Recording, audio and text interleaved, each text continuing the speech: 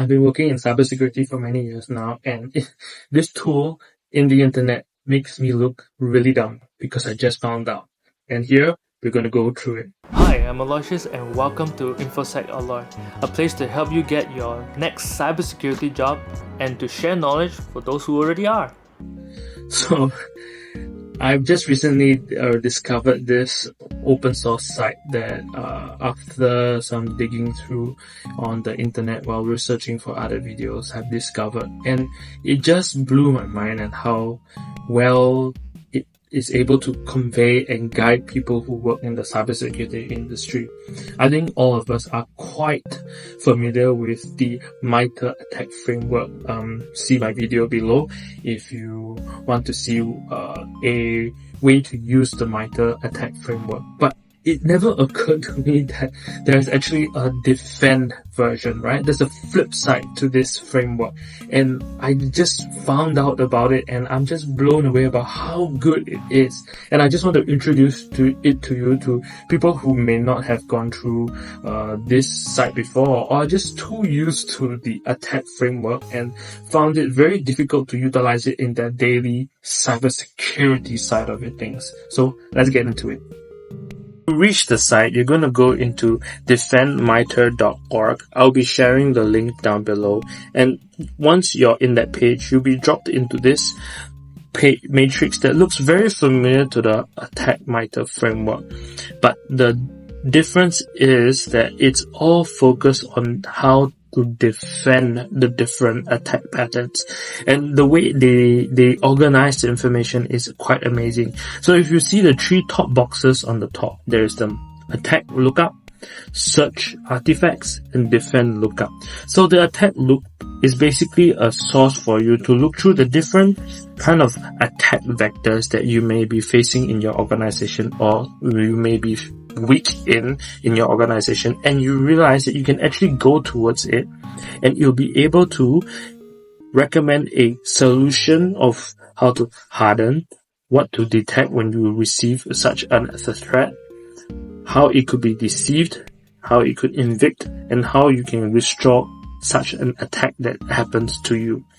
And what this whole framework gives to security analysts is a blueprint of how to address different vulnerabilities, different attack patterns that you see in the organization.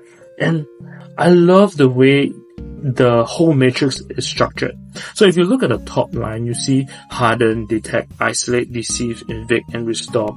And the smarter of you will start to realize that it is a solution-based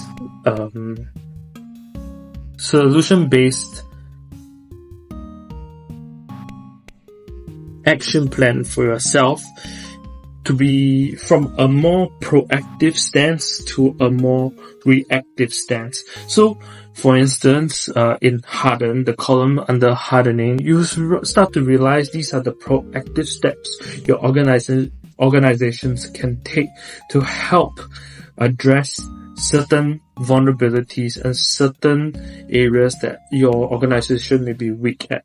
So this is a proactive step to try and prevent the things from even happening in the first place.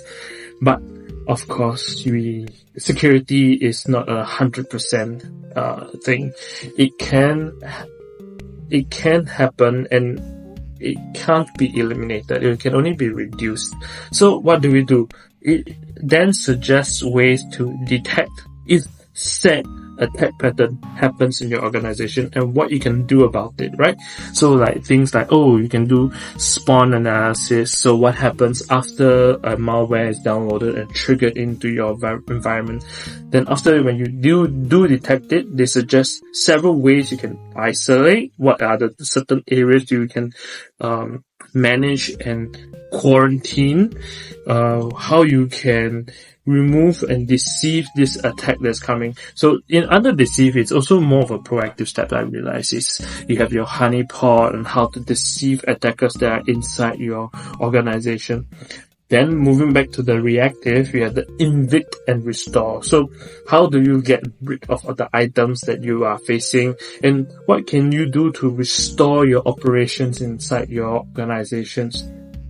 And I realized that all of this is a fantastic way to handle investigations, handle incidents that happen inside your environment. It's such a mind-blowing and handy tool to have whenever you face with certain incidents that you might be clueless of how to handle, especially for some of us who are diving into cybersecurity and you're looking for a job in cybersecurity. These steps or these actions is something that you can recommend to your interviewer to show how knowledgeable you are in handling different situations and escalations as it needs. And for me, I think this is a fantastic learning environment opportunity for myself, because I have a story to tell. I am quite good at dealing with incidents, right? The investigations and all that. But I realize I'm very poor at vulnerable management. And to have this guide, this blueprint to know how to harden, to mitigate or to prevent incidents and vulnerabilities and exploitation is just a gold mine of resource for me. So I'm just amazed by it, and I just wanted to take this video to be able to share it with you, because I know some of you are kind of sick and tired of always seeing the MITRE ATT&CK framework and how it's supposed to be helpful. It doesn't make sense in an organization if you're on the blue team side. Now you have that resource, you have that blueprint, you have something to do. So I hope this was really good for you. This in itself was an amazing find for me, and I just want to just share it with you. Even with so many years of experience in cybersecurity, just to be able to learn new things is just amazing. And if you have any resources yourself, any open resources for learning, and you feel that it's going to value add this community of cybersecurity analysts, please drop it in the comments, and I would love to have a look at it. So until the next time, bye.